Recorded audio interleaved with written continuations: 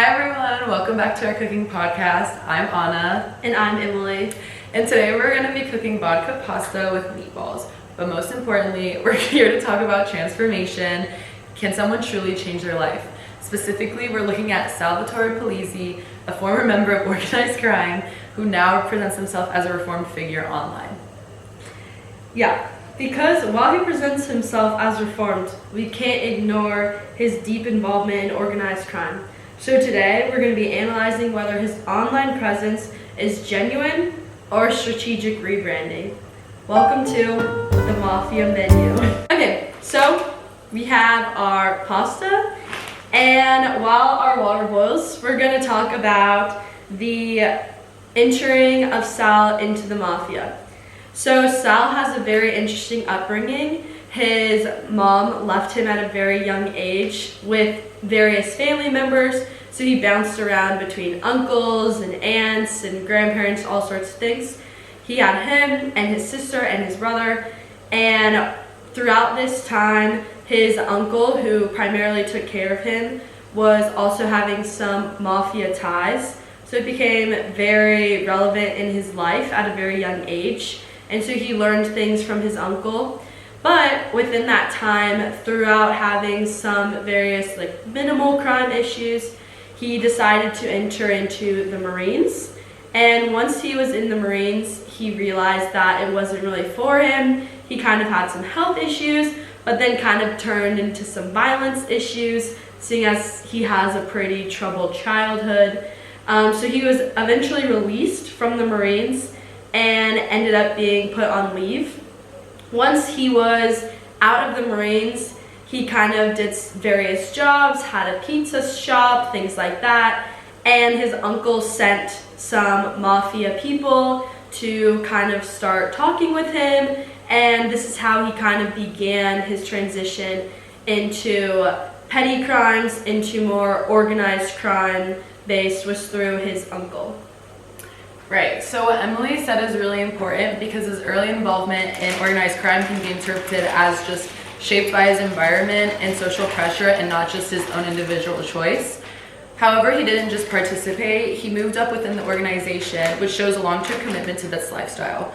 He also got caught up in the glory of the lifestyle with money, fame, and women, which then led him to creating his own mafia social club in New York called the Sinatra Club that had some of the most famous godfathers around, like John Gotti.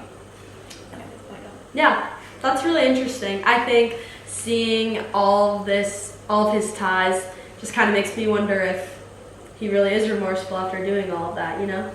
Yeah. So I guess we'll see. We're going to start looking into some posts while our pasta begins to cook. So while Emily doesn't think that his transformation and redemption is very genuine, I think that based on some stuff that I've seen on his socials and how he holds himself to this day, I think it's pretty genuine. One thing that stuck out to me on this Instagram post was that Joe Pistone actually helped him film his movie called the Sinatra Club, and it's right here. Should I show it like that? Yeah. Joe. It's he talks about it on his podcast, and knowing Joe Pistone's history and what he stands for, being one of the main figures of the anti-mafia movement and his success in taking down the mafia from the inside out, I just don't think that he would be supporting someone who wasn't genuine in his transformation. So yeah, that's what I think. Yeah. I just think it's really interesting that he continues to use his past to kind of continue to make money off of just the brand of how popular mafia and mafia history has become.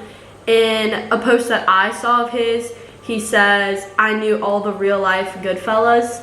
And so to me it was kind of oh, he knows that this movie's really popular, and so people want to know the real guys and if they're really how they act in the movies and blah blah blah, and so he just kind of really profits off of that. Yeah. And just continues to bring those things up. So to me it's harder to believe that he's really doing that in a way that is for good. You can kind of see in this post right here that he's kind of proud to like know these people. So I don't know, to me it just kind of seems like clickbait, using these names that he knows are popular and people like want to see. So I don't know, I'm just not like super convinced.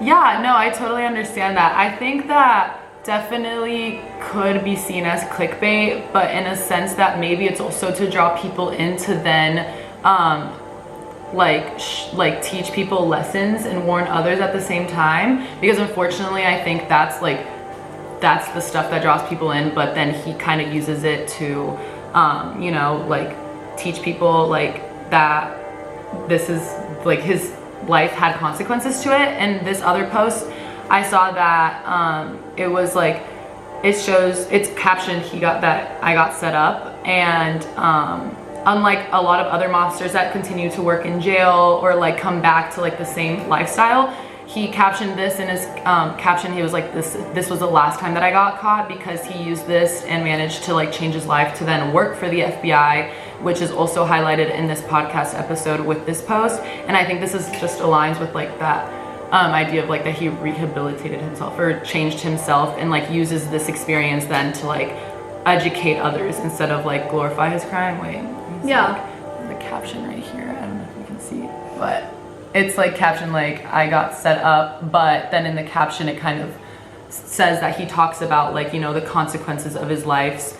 So maybe I understand your point about using it as clickbait, but then he kind of like, it's there's more to it in a sense. Yeah, I think I can definitely like see that. I think in like a lot of his posts on Instagram, he's like using very like a lot of verbiage that would like draw people in, like, oh, I knew this guy and I knew this guy. Like even this post I'm looking at right now said he was the funniest guy in the mafia. Like that's the whole tagline of it. But then in the caption it kind of does talk a little bit more about like why he's like saying that and like who this guy was and whatever.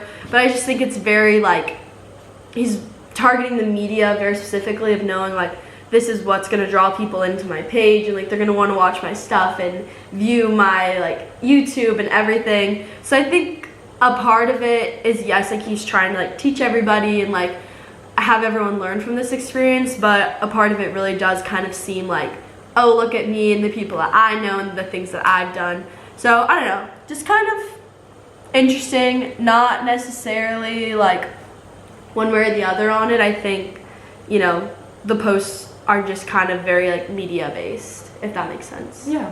Now we're gonna start in our sauce, because what's pasta without sauce? Okay. Hi everyone. So, little intermission to just learn a fun fact about Sal while we finish up our sauce. So we have put some tomato paste, some pasta water, and some seasoning, and then some heavy cream. Now I'm gonna put some Parmesan in here while I tell you this crazy story about Crazy Sal. So, his name is actually Crazy Sal because one time he was sent on a mission, or how do you say? Like he was sent to do someone a favor. Yeah, he was doing a favor for a friend. Yes. Basically, the friend's wife was sleeping with this random guy. So Sal decided to knock on this guy's door and chop his genitals off. Very crazy. So this is how he got the name Crazy Sal, because he was willing to do crazy things. Although he didn't kill in the mafia, he did perform some very interesting acts. So this is how he got his name. So while we strain the pasta, let me tell you about how the Sinatra Club was named the Sinatra Club. So basically, Sal Polizzi was playing poker with his friends, and they were not enjoying the silent vibe of the restaurant that they were at. So he sent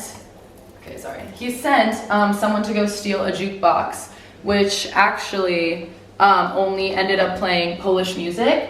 And so Sal told them to get some Sinatra discs for the jukebox, and after that they just started calling it the Sinatra Club. So yeah.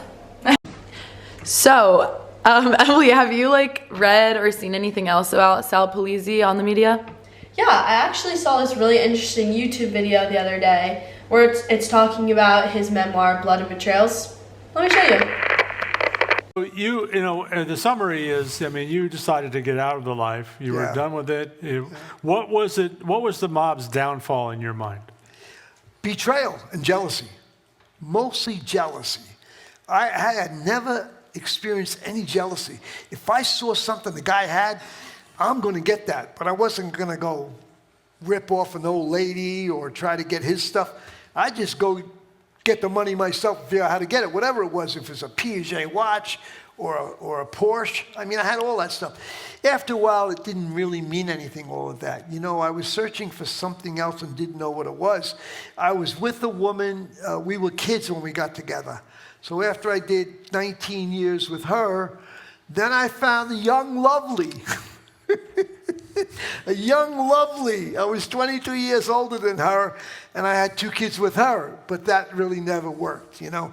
It wasn't like a real deep, committed love. While you guys were watching that, we were enjoying our pasta that is now done. But let me talk on that video for a little bit. So to me, after listening to that, this guy seems like someone that's never very like super fulfilled in his life. He goes from job to job, woman to woman. He has kids with this one, has kids with this one. It just seemed like he was no longer being excited by the work he was doing in the mafia. He realized he was about to be getting into like more trouble. So I honestly think that he kind of cooperated with the FBI at that point because he was over the lifestyle and he had all the cars, he had all the money, and he was good with that. And he worked with the FBI and got the media attention and all that. So I don't know, I just don't see how it's as genuine, you know? Mm-hmm. I don't know, have you seen some more stuff? Yeah, so I was actually looking at this article that was kind of talking about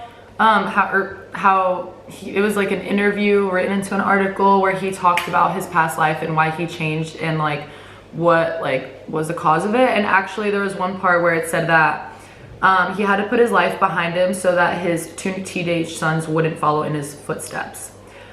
He went into hiding and changed his name, but now living in Los Angeles with most of his old buddies that are in jail, he talks openly about his past and the peace he's felt since he went straight. This was from 2013, so this is pretty old. But he also quotes that, like, looking back, it was a terrible thing to do, but it was like living in a jungle, living with animals. It was survival. If I didn't do it, I might have been killed. Yeah. So I definitely think that he, like, has the accountability now. Like, that's what sticks out to me in this article. And, like, he just, like, is very open about talking about his past and, like, does not deny the responsibility. Like, he understands what he did was wrong. But I do think, like, overall, like, his reflection on, like, how he knew that, like, his kids needed a better future, and it kind of, like, gives a sense that he didn't want what happened to him to happen to his own kids, gives it, like, to me, it, like, seems more genuine. Yeah, I can see that. I think he had a really tough upbringing with not having, you know, parents there, and his uncle kind of getting him into it young, and the Marines and everything. I think he was honestly just like a really troubled kid that kind of turned to what he knew. And I think that's very common with a lot of other mafia people. So I think it's very interesting. I think that ultimately it could be both ways. I think maybe he has grown and changed, and maybe some things he's still finding profit where he can because of what he went through. And I don't necessarily think that that's all negative, but, you know, I think we've learned a lot of things about him today and gotten to see both sides. So I guess you guys tell us. What do you think? Oh my gosh, this is gonna be so funny. I can't wait to put the bloopers together. I can't wait to. We should make this a real thing. I know, right? Imagine. Or no, post it on the YouTube. Get it on the gram. Get it on the gram. Everyone go like and comment and subscribe. Like, Mafia comment, channel. subscribe down below. You take like 2 minutes of this, so this is like 4 minutes plus 2 is. Do we want to do anything 6 minutes, and then 4 minutes. Yeah. Sorry. Here's where we add in some like really dramatic music. Right. We right. say, Jeez. this concludes the Mafia Menu.